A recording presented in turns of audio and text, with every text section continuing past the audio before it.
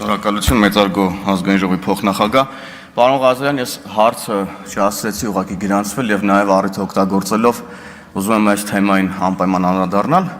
Բազմաթիվ Հայաստանի Հանրապետության քաղաքացիներ կան, նախկին պաշտոնյաներ, որոնք փախած են, ուրեմն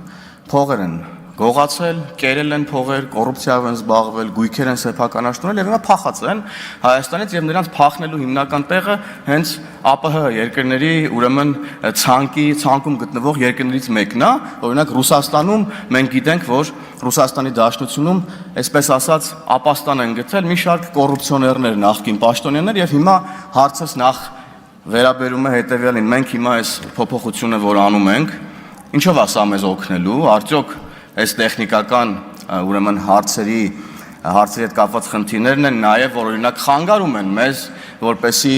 Ռուսաստանի Դաշնության մեր սիրելի գործընկերները հանձնեն Հայաստանից փողեր գողացած այդ կոռուպցիոներներին, թե ուրիշ խնդիրներ կան։ Ես նաև այս կոնտեքստում ուղղակի ձեզ կխնդրեմ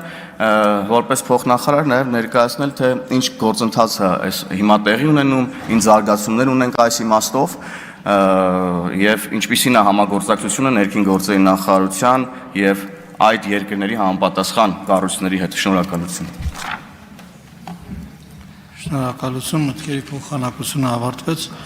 Եզրափակիչ ելույթի կարիք տեսնում եք, պարոն Խաչատրյան։ Պարոն Ղազարյան, համեցեք։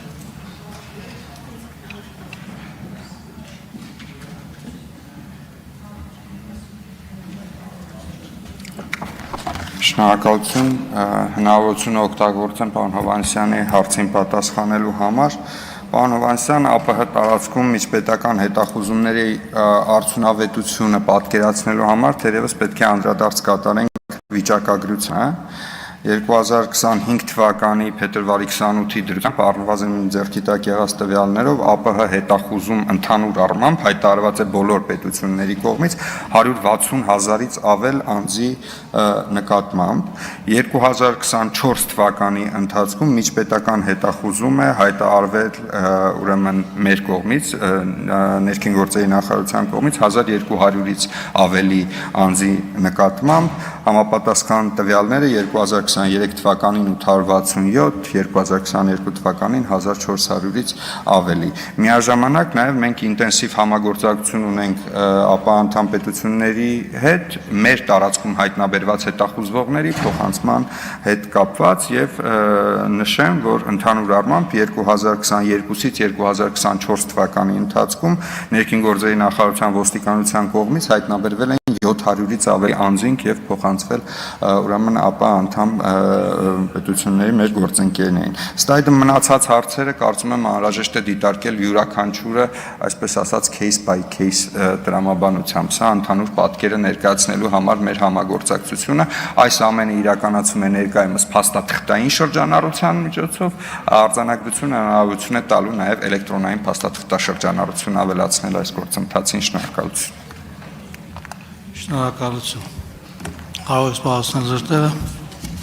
Հարգելի գործընկերներ, հարցի քննարկումը ավարտվեց։ Այժմ քննարկում ենք կառավարության կողմից ներկայացված պետական վերահսկողության ծառայության մասին օրենքում փոփոխություն կատարելու մասին եւ կից ներկայացված